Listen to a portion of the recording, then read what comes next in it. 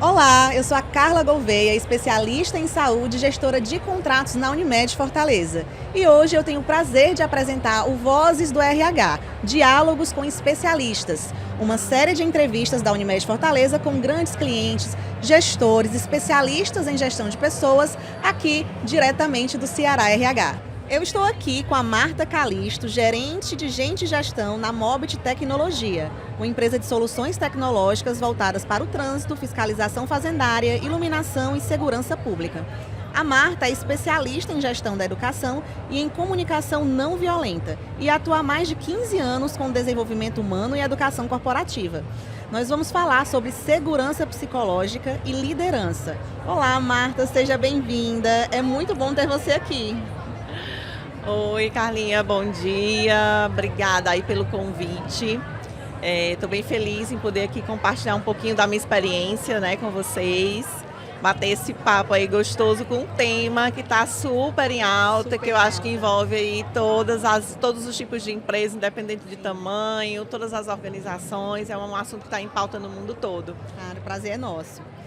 Marta, segurança psicológica, né, como você falou, é um tema que ganhou muita força e visibilidade nos últimos anos, especialmente depois da pandemia. Eu gostaria que você falasse sobre iniciativas para promover a segurança psicológica dos colaboradores e iniciativas que de repente você adotou e que podem, né, inspirar outras empresas. Vamos lá. Bom, é um tema que primeiro a gente precisa ter clareza, né? Então, assim, eu estou na Mobit há 1 ano e 6 meses.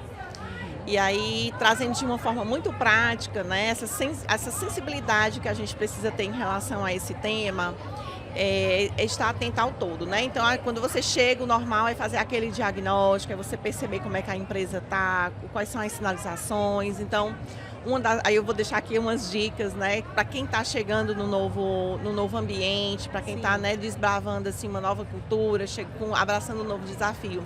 A primeira coisa, obviamente, é a gente fazer esse diagnóstico.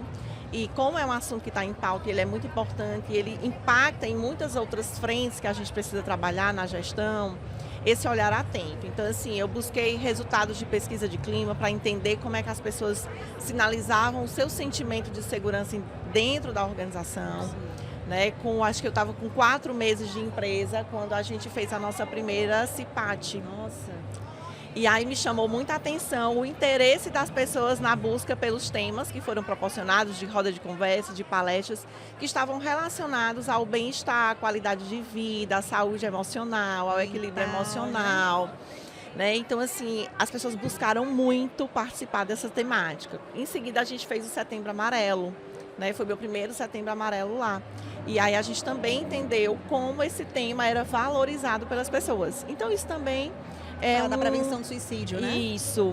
Então, que aí a gente trabalhou muito a questão do equilíbrio emocional, da autoestima, do autocuidado, e a gente percebeu como as pessoas tinham um grande interesse por essa temática. E aí, quando você vai olhar para o mundo como um todo, né?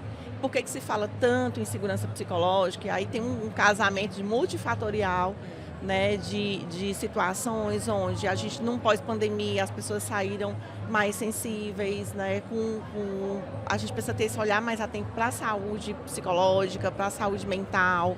Então, são essas pessoas que estão no mundo que também estão dentro da organização com suas demandas emocionais. Se ela chega com essas demandas e a organização ela não está preparada para fazer esse acolhimento, né, e ela também não oferece um ambiente saudável, um ambiente seguro para as pessoas estarem, aí eu vou começar a ter grandes problemas na organização. Né? Então, assim, e é um olhar que a gente precisa ter estratégico como um todo. Né? Então, tem 1000 pesquisas aí que falam que o ambiente de trabalho onde eu estou feliz, onde eu estou seguro, eu sou mais produtiva, eu entrego mais resultados. Né? Então, a gente acho que dispensa falar aqui de números de pesquisas que falam sobre isso. E a gente esse olhar tem que dizer assim, o ambiente da minha empresa é um ambiente saudável, o ambiente da minha empresa é um ambiente feliz, o ambiente das pessoas se sentem seguras para dar sua opinião. Diálogo aberto, né? Tem confiança na sua liderança para compartilhar que estão com um problema profissional ou pessoal. Né? Se ela não está conseguindo produzir, ou ela consegue espaço para dentro de um processo, trazer uma sugestão, trazer uma melhoria, ela é reconhecida pelas coisas que ela entrega. Então, é um conjunto realmente multifatorial que a gente precisa ter esse olhar muito atento. Então, assim, dentro da organização, né, a gente precisa ter esse olhar, entender, as pessoas têm essa necessidade de conversar mais sobre isso na organização. Então, esse foi um primeiro aspecto que eu identifiquei. Né? As pessoas queriam falar sobre isso, elas queriam ter um espaço onde elas pudessem falar, né? Então, a gente conseguiu ali perceber. Uma outra coisa é você ter seu time preparado, né? Então, assim, como preparar o time, né? Então, a gente fez investimento na nossa equipe. Especialmente com com essa relação de gerações, entre gerações, né? Sim, aí é um outro ponto que vale a pena a gente conversar um pouquinho sobre esse tema.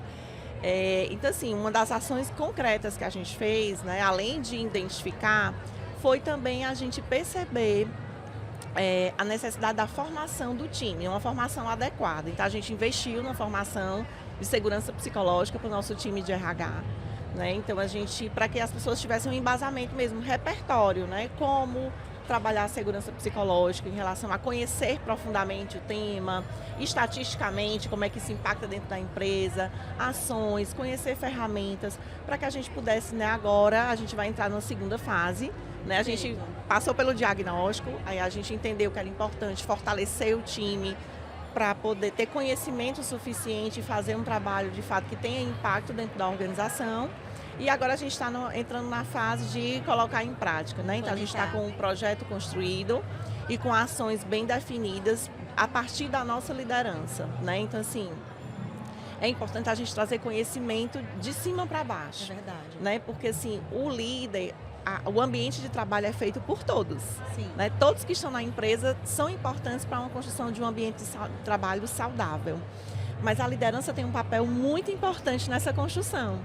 Então, a gente entende que esse nosso projeto, essas nossas ações, elas começam pela liderança. Então, o primeiro passo que a gente vai implementar é dar toda clareza para o nosso líder do que é a segurança psicológica, do que é um ambiente psicologicamente saudável, como é seguro. Que ele pode promover isso, né, no time. No time. E aí, a gente vai fazer essas fases de trazer esse repertório, né, de trazer esse conhecimento para a nossa liderança, de trazer essas reflexões, para posteriormente trazer essa pauta também para todos os colaboradores, para que todo mundo se sinta envolvido e participante de um ambiente, de uma construção de um ambiente de trabalho melhor. Né? Não, isso faz muito sentido, inclusive porque nós vemos muitas ações, né, nas empresas, ações, palestras, né, ações pontuais, mas fazer um trabalho de acompanhamento, né, um trabalho organizado, um trabalho contínuo vai fazer muito mais diferença, né? E envolver a liderança, que aí a gente já entra na nossa próxima pergunta, que você já começou a responder, né, que é sobre o papel do líder na segurança psicológica.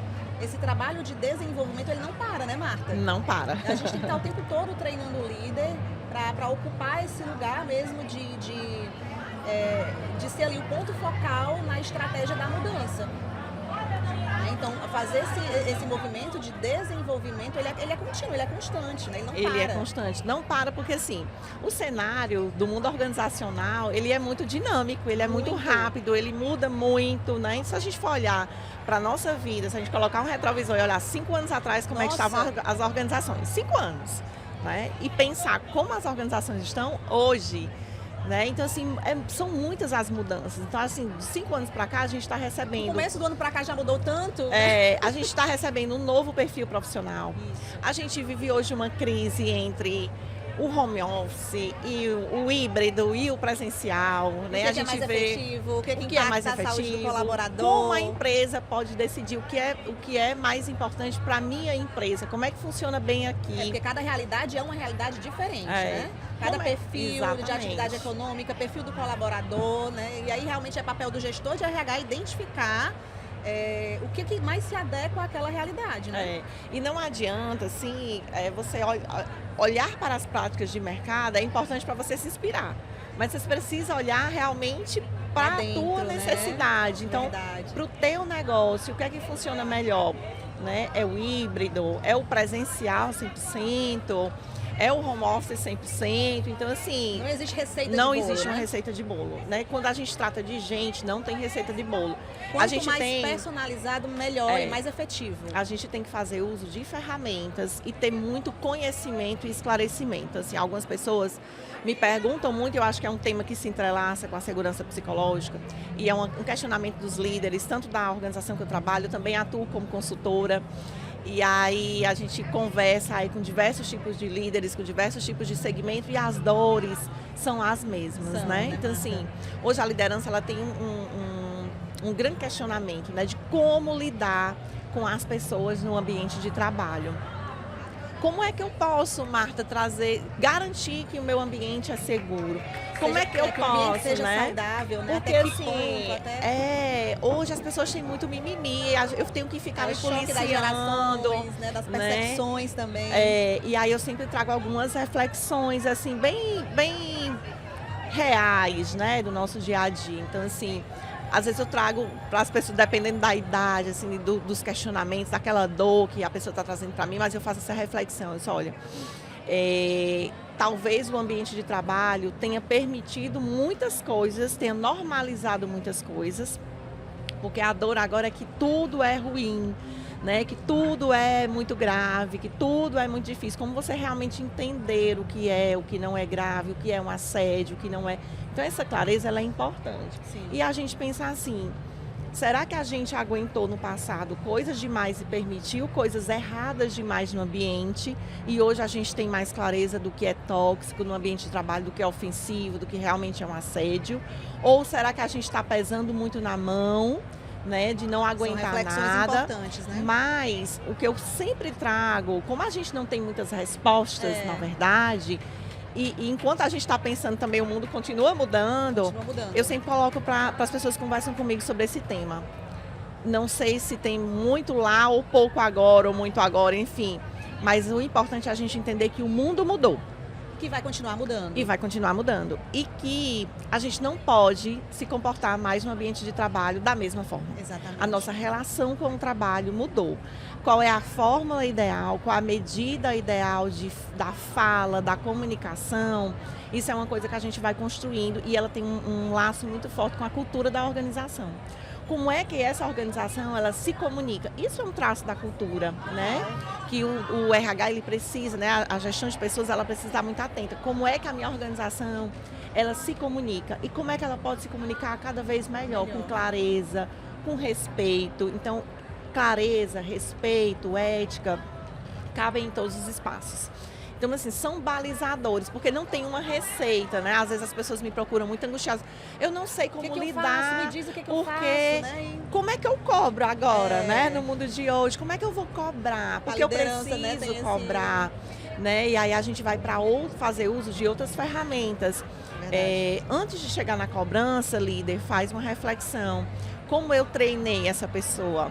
Como eu orientei? Quanto de energia eu gastei no treinamento, no alinhamento de expectativas, o quanto de energia eu gastei acompanhando, o quanto de energia eu gastei dando feedback, ouvindo esse colaborador, acolhendo as oportunidades de melhoria, direcionando ele para que eu gaste menos energia na cobrança, né? Perfeito. E quando eu construo esse laço, importante, né? E quando eu construo esse laço desde o começo da chegada do colaborador, que isso é um tema que está muito em alta, né? Quando eu percebo essa jornada do colaborador e eu inicio com ele, né, nos primeiros dias de trabalho, já mantendo essa conexão, já mantendo esse diálogo, esse alinhamento de expectativa, na hora que eu preciso fazer uma correção, na hora que eu preciso fazer uma intervenção mais construtiva, que é aquele feedback mais difícil, da conversa difícil, né? Que ninguém gosta de ter, mas ela é importante. É importante. Quando eu construo esse caminho de diálogo desde a chegada da pessoa, é mais fácil. É mais fácil, é mais doloroso, fluido, né? Eu, como líder, vou sofrer menos, né? Eu não vou me preocupar tanto, eu vou ser mais assertivo nesse diálogo. Então, essa cobrança, ela vai estar numa caixinha bem menor, né? Ela vai doer menos. Marta, eu gostaria de finalizar o nosso bate-papo com uma última pergunta. Pensando no futuro das áreas de recursos humanos e gestão de pessoas, quais são as pautas que o profissional de RH precisa estar atento? Olha, são muitas, né? Imagina aí o que está passando na sua cabeça agora, mas o que você imagina que seja assim, o ponto mais importante? Pronto. vou te falar que a partir do olhar da minha realidade, tá? Isso. Pautas que a gente precisa estar atenta aí para a gente se preparar para 2025. Dados, né? Então, a análise de dados, eu acho que é uma coisa, né, que a gente não tem como correr. Então, assim, tomar realmente decisões a partir dos dados que a gente tem. Eu acho que hoje a gente tem muita ferramenta disponível no mercado para nos dar esse suporte, nos dar esse embasamento para a nossa tomada de decisão, que foi o que eu comecei a falar. Às vezes os dados nem sempre é um BI robusto, né? Como eu falei para você. Então, você estar atento às informações que você já tem, consolidar isso de alguma forma e gerar ações concretas, né? Então, aí você está atento, pegar um resultado de uma pesquisa de clima, do INPS, né, de sinais, de ações que você está fazendo, engajou, não engajou, por quê? Né? Por quê? Então, a gente precisa estar atento a isso. Acompanhar, né, Marta? Acompanhar. O tempo todo acompanhar. Não adianta ter o dado e também não acompanhar e não acompanhar utilizar. e assim, qual é o plano de ação e o prazo que eu vou executar isso. Um outro ponto que a gente precisa estar muito atento é as pautas de diversidade e inclusão. Nossa, super em alta isso agora. A gente precisa entender que o mundo ele é diverso e a diversidade é cientificamente comprovada como um fator de produtividade, de resultado dentro das organizações. Quanto mais diversa a organização é, mais ela tem probabilidade de crescimento e de bons resultados.